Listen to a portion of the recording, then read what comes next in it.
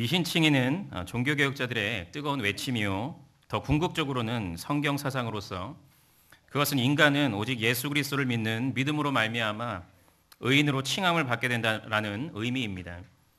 그런데 우리가 기억해야 할 점은 그렇다고 해서 인간이 궁극적으로 의인이 되는 것은 아니라는 사실입니다. 그들은 단지 의인으로 칭해지는, 곧 여겨지고 간주되는 것입니다. 그래서 그들은 그때부터 본격적으로 구원받은 죄인으로서의 성화의 삶을 살아가면서 자신 안에 여전히 남아있는 옛사람의 잔재를 죽이면서 살아가게 되는 것입니다. 이것은 간단히 말하면 무슨 말입니까? 이것은 바로 모든 신자는 영화의 단계에 이르기까지 자신의 죄악된 옛 성품과 끊임없는 영적 전투를 벌인다는 것입니다. 그리고 그 전투의 현장에서 나의 옛 성품이 새 성품을 압도하게 됨으로써 죄를 짓게 되는 경우가 자주자주 있다는 것입니다. 그래서 바울은 로마서 7장 23절에서 내 지체 속에 한 다른 법이 내 마음의 법과 싸워 내 지체 속에 있는 죄의 법으로 나를 사로잡는 것을 보는도다라고 탄식하고 있는 것이 아니겠습니까? 이처럼 모든 신자는 예외 없이 이 땅을 살아가면서 끊임없이 죄를 지으면서 살아가는 것입니다. 하지만 그럼에도 불구하고 진정한 신자는 세상 사람들과 거짓 신자들과는 달리 자신의 죄된 본성에 이끌려 죄를 범하게 되더라도 그것으로 인해 완전히 넘어지지 않고 결국 자신의 죄를 인식하며 그에 합당한 회개를 하나님께 올려드리게 되는 자들인 것입니다. 오늘 본문에서 다윗은 바로 그와 같은 회개의 모범을 우리에게 보여주고 있습니다. 즉 그는 하나님의 마음에 합한 자라는 최고의 찬사를 하나님께로부터 들은 자였음에도 불구하고 죄의 유혹 앞에 그만 넘어져 버리게 되고 말지만 결국 그는 그 가운데서도 진정한 구원받은 신자로서의 합당한 회개를 하나님께 올려드리게 되는 것입니다. 그래서 그는 그 과정 안에서 하나님을 기쁘시게 하고 결국 그분의 놀라운 은혜를 체험하게 됩니다. 그렇다면 저는 이 시간 본문의 말씀을 통해 신자가 죄를 짓게 되었을 때 발휘해야 하는 회개의 모습이 과연 어떠해야 하는지를 살펴봄으로써 함께 은혜를 나누고자 합니다. 첫 번째로 신자는 자신의 죄를 깨닫게 되었을 때 가장 먼저 하나님께 나아가 간절히 회개해야 됩니다. 우리 본문 13절부터 16절까지를 함께 봉독하도록 하겠습니다. 시작.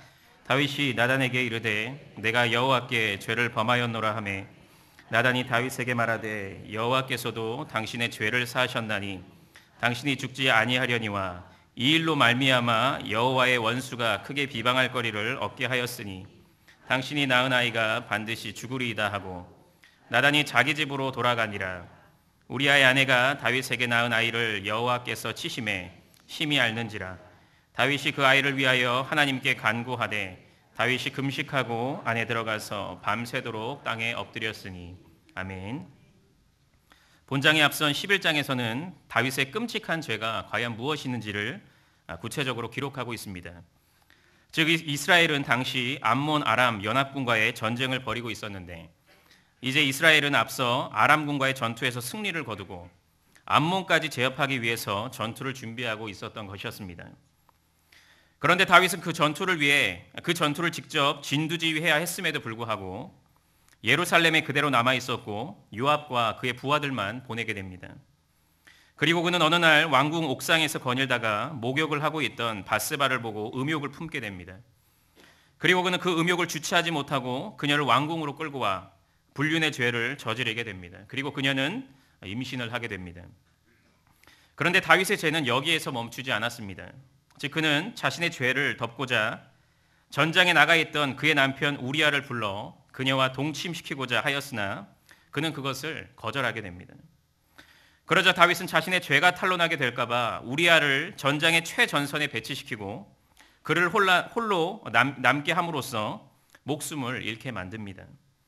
그리고 그는 그의 장례가 끝나자마자 그녀를 자신의 궁으로 데리고 왔고 그의 아들을 출산하도록 합니다. 여기서 우리는 인간의 죄가 얼마나 악해질 수가 있는가, 즉 그것이 얼마나 점층적으로 확장되고 심화될 수가 있는가를 보게 됩니다.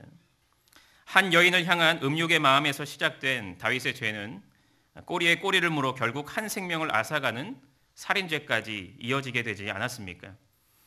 그런데 이어지는 사무엘하 11장 27절에서는 다윗이 행한 그 일이 여호와 보시기에 악하였다라고 기록함으로써 그것이 하나님께로부터 결코 용납될 수 없는 악한 죄일 뿐임을 선언하시게 됩니다. 하지만 그럼에도 불구하고 이후 다윗은 자신의 죄에 대해 뼈저린 양심의 가책이나 죄의식도 느끼지 못한 채 세월을 보내게 됩니다. 그러자 하나님께서는 마침내 선지자 나단을 그에게 보내셔서 그의 죄가 얼마나 악한 것인지를 한 악덕한 부자에게 비유를 통해 깨닫게 하시고 그를 엄히 책망하시게 됩니다. 그리고 오늘 본문 13절의 말씀이 그 책망에 대한 다윗의 반응입니다. 즉 그는 나단의 그 엄한 책망을 듣게 되자마자 마침내 자신의 죄가 하나님 앞에 얼마나 더럽고 추한 것인지를 깨닫게 되었습니다. 다시 말해서 그는 자신의 행동이 하나님께서 정하신 의로운 길에서 한참 벗어난 범죄임을 인식하게 되었던 것입니다. 그러자 그는 그와 같은 분명한 죄 인식 가운데 내가 여호와께 죄를 범하였노라 라는 겸손한 회개 고백을 하게 됩니다. 물론 다윗이 이 분명한 죄 인식의 단계에 이르기까지는 많은 시간이 소요되었습니다. 하지만 중요한 것은 그는 자신의 죄를 깨닫게 되었을 때 즉시 하나님께 나아가 자신의 죄를 솔직히 고백하고 죄 용서를 구했다는 것입니다. 그는 자신의 죄에 대한 그 어떤 핑계도 은폐도 변명도 하지 않았습니다. 그리고 자신을 대하는 나단의 태도를 문제 삼지도 않았습니다. 그리고 그는 무엇보다도 자신이 밧세바와 우리아에게 행한 모든 범죄가 1차적으로는 하나님에 대한 범죄임을 자각하게 되었습니다. 그래서 그는 하나님께 자신의 죄를 겸손히 인정하고 그 죄를 용서해 주실 것을 간구했던 것이었습니다. 이러한 다윗의 자각은 나단으로부터 하나님의 책망을 들은 후 곧바로 자신의 죄를 깨닫고 지은 회개시인 시편 51편 3절부터 4절에서 잘 나타나고 있습니다. 즉 그는 그 시에서 무릇 나는 내 죄과를 아오니 내 죄가 항상 내 앞에 있나이다. 내가 주께만 범죄하여 주의 목전에 악을 행하였사오니 라고 고백하고 있는 것입니다. 이처럼 다윗은 자신이 저지른 죄가 궁극적으로 하나님께 지은 죄라는 분명한 인식 가운데 하나님께 죄 용서를 구했습니다. 그리고 하나님께서 다윗이 이처럼 자신의 죄를 인정하고 회개하자 나단을 통해 여호와께서 당신의 죄를 사하셨나니 라는 죄 용서의 선언과 함께 당신은 죽지 않습니다 라는 생명 보존의 약속을 하게 됩니다. 사실 율법에 따르면 다윗이 저지른 죄, 곧 간음죄와 살인죄는 사형에 해당되는 죄였습니다. 하지만 하나님께서는 다윗과 맺은 언약 안에서 그의 회개를 받으심으로써 그의 죄를 용서하시고 그의 생명을 보존시켜 주셨던 것이었습니다. 그러나 하나님께서는 나단 선지자를 통해 그와 같은 회복의 선언과 동시에 그 더러운 죄에 대한 징계를 선언하게 되는데 그것은 곧 밧세바를 통해 낳은 아이가 죽게 된다는 것이었습니다. 왜냐하면 하나님께서는 회개하는 죄인은 용서하시되 그 죄에 대해서만큼은 반드시 징계하시는 공의의 하나님이 되시기 때문입니다. 그리고 무엇보다도 다윗의 죄는 본문의 말씀대로 여호와의 원수가 크게 비방할 거리를 얻게 하는 악한 죄였기 때문이었습니다. 즉 다윗은 하나님의 공의를 나타내 보여야 할 신정 왕국의 왕이었음에도 불구하고 오히려 여호와의 원수들로 하여금 그분을 조롱하게 할 빌미를 제공함으로써 존엄하신 하나님의 영광을 훼손케 하는 죄악을 저질렀던 것이었습니다. 하지만 물론 다윗에게 예언된 이 징계는 불신자들에게 임하는 심판과는 근본적으로 다른 것으로서 그 고통의 시간을 통해 그를 하나님의 자녀의 모습으로 더욱 온전히 세워가고 회복시키기 위한 그분의 선하신 뜻 안에서 이루어진 일임은 꼭 기억해야 됩니다. 한편 이제 나단은 다윗을 책망함으로써 그의 죄를 깨닫게 하는 자신의 임무를 마치고 집으로 돌아가게 됩니다.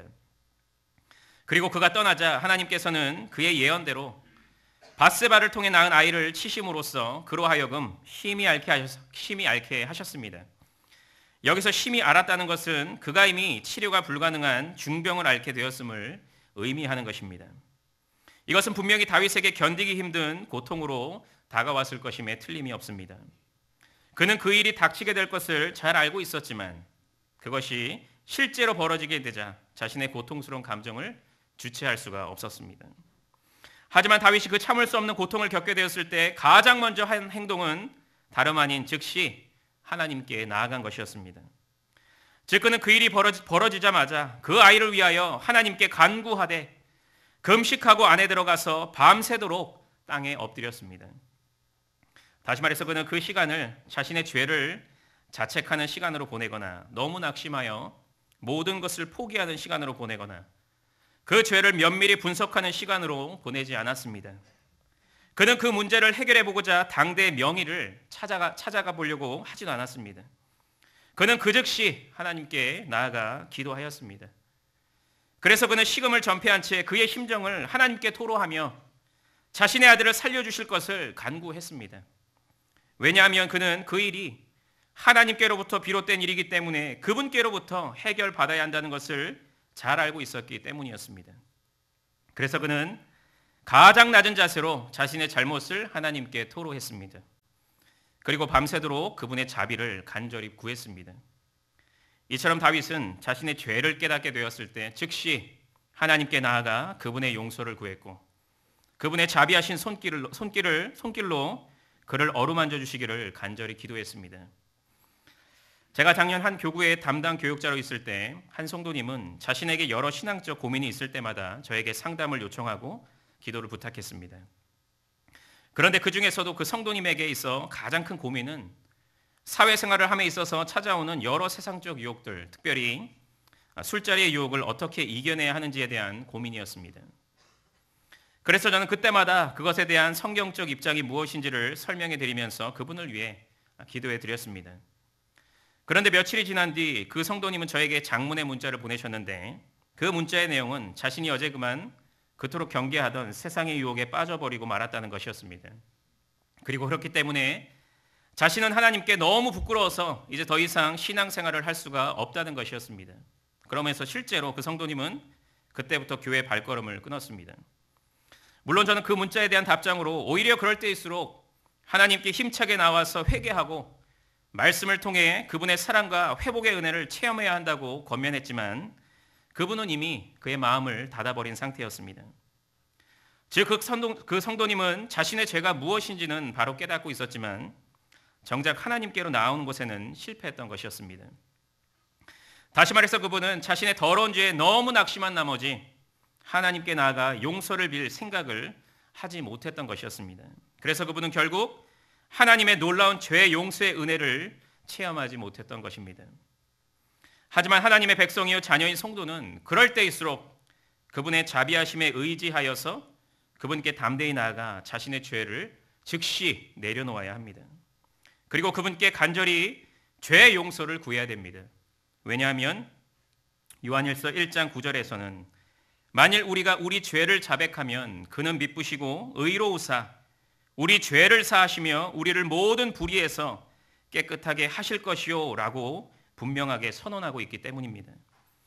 그렇기 때문에 우리는 오늘 본문의 다윗처럼 내가 여호와께 죄를 범하였습니다 라고 자신의 죄를 솔직히 고백하면서 하나님께 엎드려야 합니다. 그 순간 그 어떤 핑계나 변명을 하지 말아야 됩니다. 자신의 명백한 죄를 두고 그때는 어쩔 수 없었습니다. 제가 그렇게 하지 않았으면 이 중요한 계약건이 성사되지 못했을 것입니다 라고 핑계하지 말아야 됩니다. 그때는 어쩔 수가 없었습니다. 제가 그렇게 하지 않았으면 가족의 분위기를 망쳐버렸을 것입니다 라고 합리화를 하지도 말아야 됩니다. 그때는 어쩔 수 없었습니다.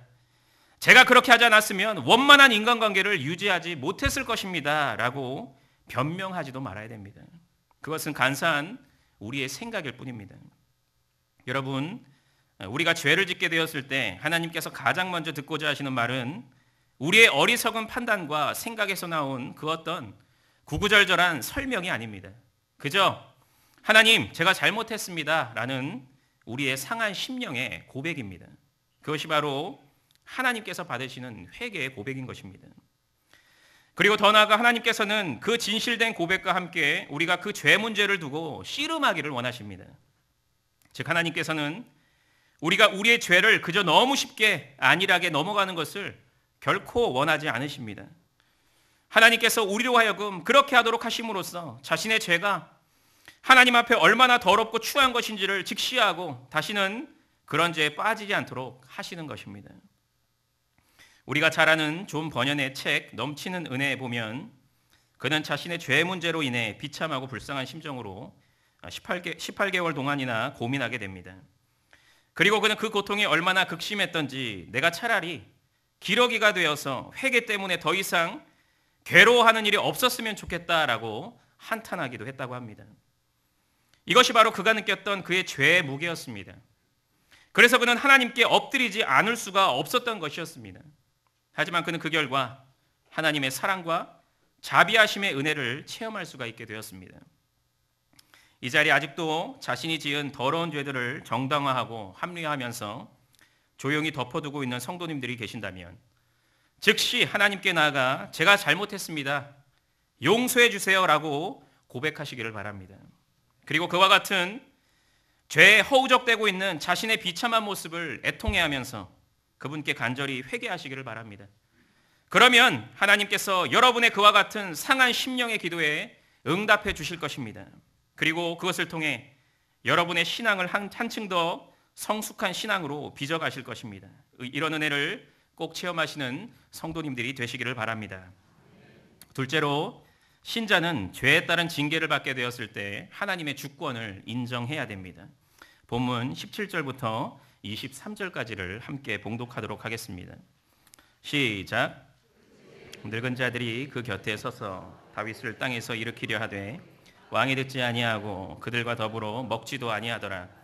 이래 만에 그 아이가 죽으니라. 그러나 다윗의 신하들이 아이가 죽은 것을 왕에게 아뢰기를 두려워하니 이는 그들이 말하기를 아이가 살았을 때에 우리가 그에게 말하여도 왕이 그 말을 듣지 아니하셨나니 어떻게 그 아이가 죽은 것을 그에게 아뢰 수 있으랴. 왕이 상심하리로다 함이라. 다윗이 그의 신하들이 서로 수군대는 것을 보고 그 아이가 죽은 줄로 다윗이 깨닫고 그의 신하들에게 묻되 죽었느냐 하니 대답하되 죽었나이다 하는지라. 다윗이 땅에서 일어나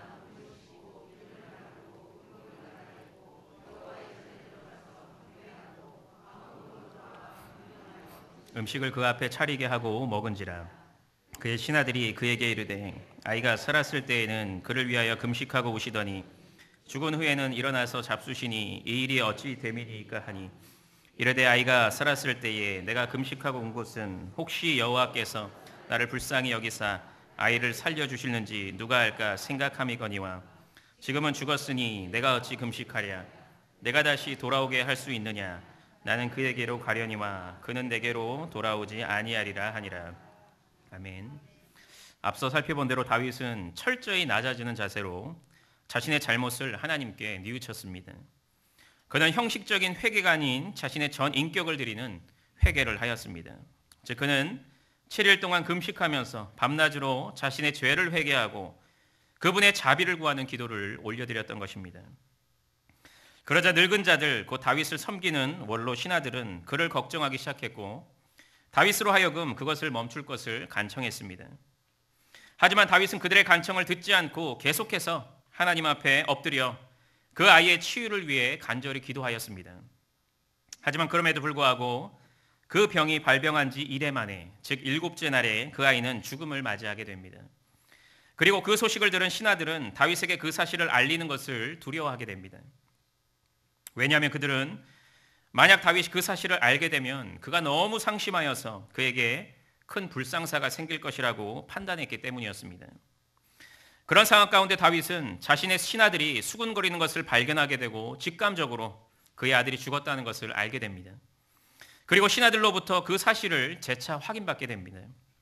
그런데 다윗은 그 소식을 전해 듣게 되자마자 신하들의 예상과는 전혀 다른 한 가지 놀라운 행동을 하게 되는데 그것이 바로 오늘 본문 20절의 말씀입니다. 즉 그는 그 소식을 듣자마자 땅에서 일어나 몸을 씻고 기름을 바르고 의복을 갈아입고 여호와의 전에 들어가서 경배했던 것이었습니다.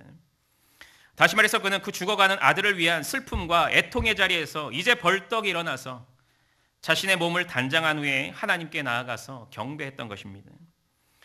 그렇다면 다윗의 그와 같은 행동은 무엇을 의미하는 것입니까?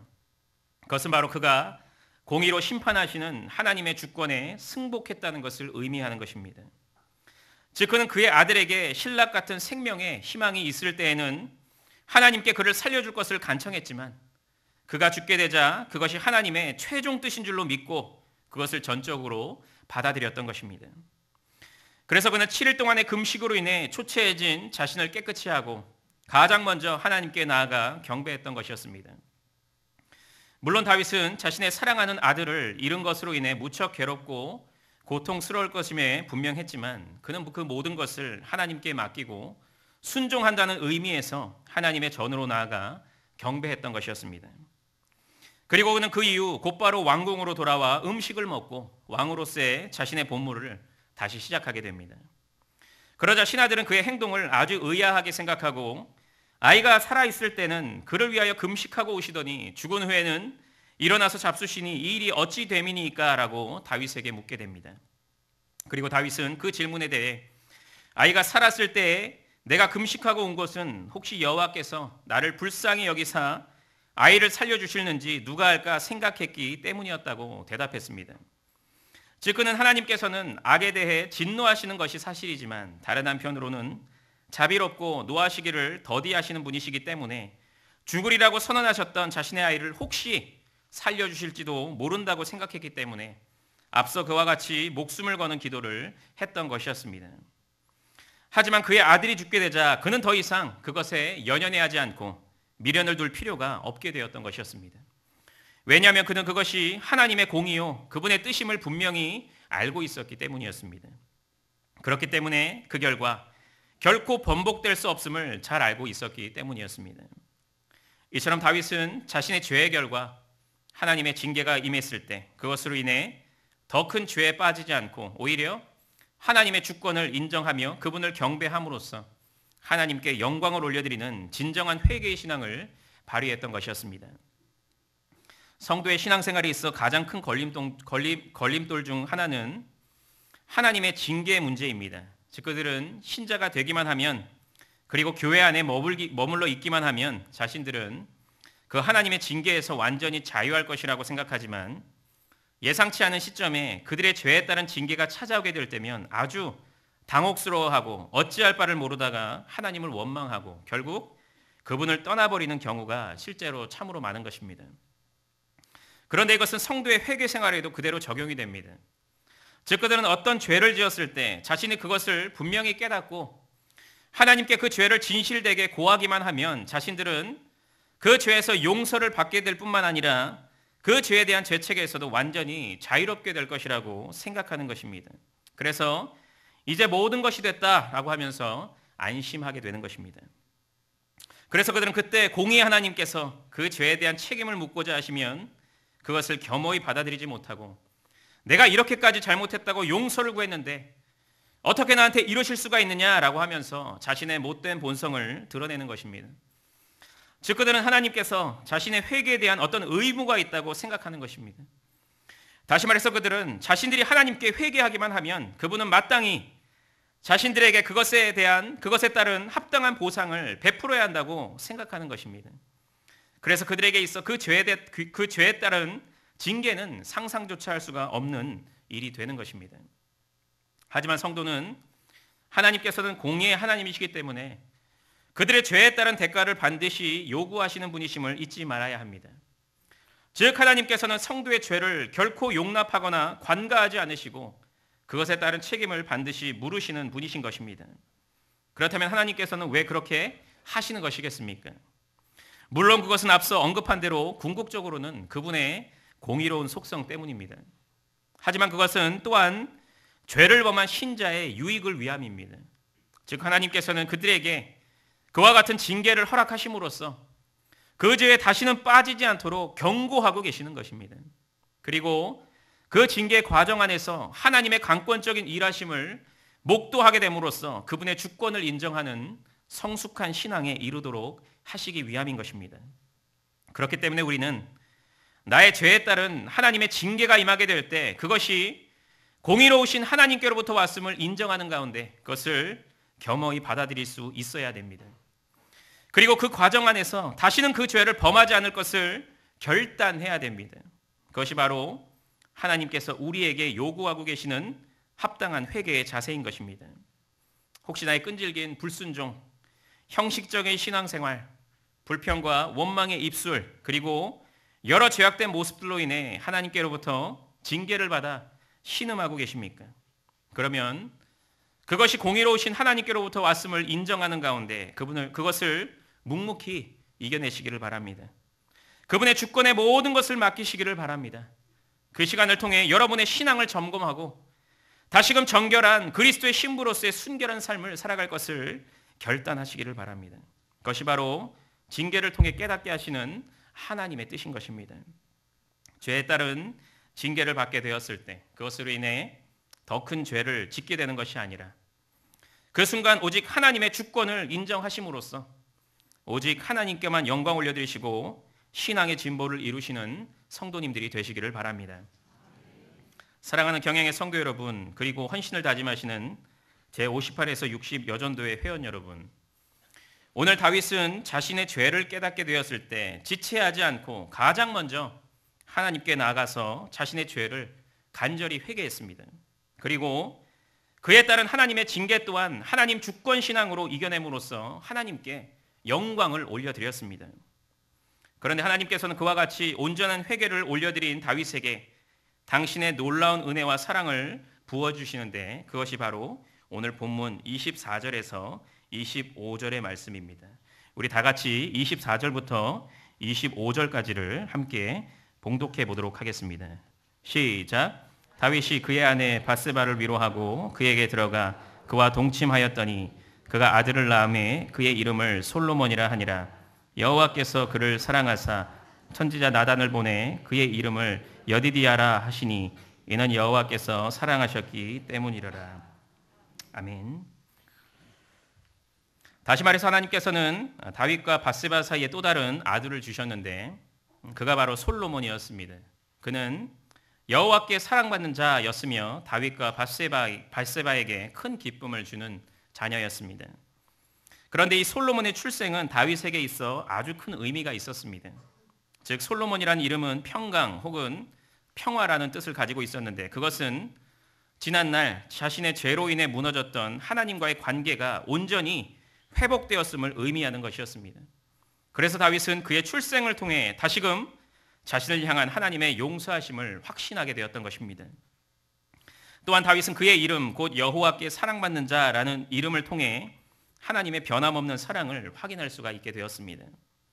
물론 다윗은 그것이 그의 아들 솔로몬을 향한 사랑이라는 것을 알고 있었지만 또한 그것이 자신을 향한 사랑이었음을 깨닫게 되었습니다. 이처럼 하나님께서는 비록 큰 죄를 저질렀지만 상한 심령으로 자신께 나와서 엎드리고 그 어떤 상황 가운데서도 자신의 주권에 승복하는 다윗의 회개를 기쁘게 여기셨습니다. 그리고 그와 같은 믿음을 발휘한 다윗에게 자신의 놀라운 은혜와 사랑을 베풀어 주셨습니다. 이것이 바로 하나님께 온전한 회개를 올려드린 자들이 누리게 되는 하나님의 위로와 축복입니다. 혹시 여기 계신 성도님들 중에 교회 안에서는 장로요, 장립집사요, 권사요, 집사라고 하는 영광스러운 직분을 받아 열심히 충성하시면서도 세상에 가서는 하나님을 전혀 의식하지 않는 가운데 부도덕하고 무절제하고 불성실한 삶을 살아가고 있는 분들은 없으십니까? 그러면서도 그것을 자기 나름대로의 판단 기준을 가지고 정당화하고 합리화하고 있지는 않습니까?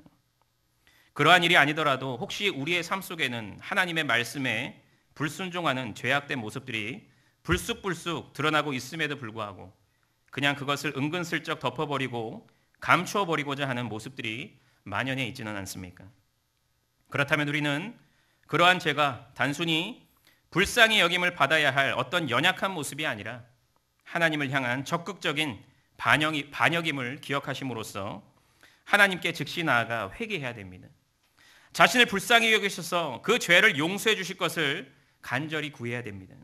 그리고 그 죄에 따른 하나님의 사랑의 매가 나를 고통스럽게 할지라도 그것으로 인해 하나님을 원망하는 것이 아니라 그것이 하나님의 선하신 뜻 안에서 이루어지고 있음을 믿는 가운데 하나님의 주권을 인정해야 하는 것입니다.